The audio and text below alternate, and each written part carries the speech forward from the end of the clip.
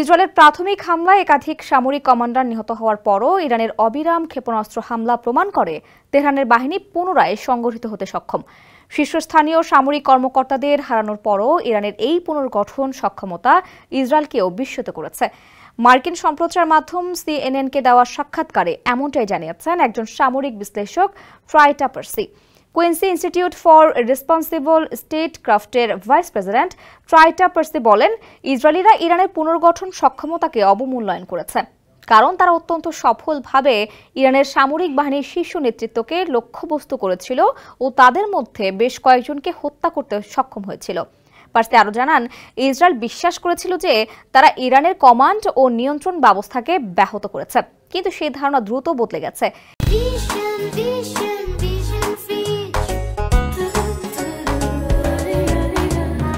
এই সমর বিশারদ আরও বলেন, এখন আমরা যে দেখছি তা হলো ইরানি ক্ষেপণাস্ত্রগুলো ইসরায়েলের বিমান প্রতিরক্ষা ব্যবস্থার সমস্ত স্তর ভেদ করতে সফল হচ্ছে।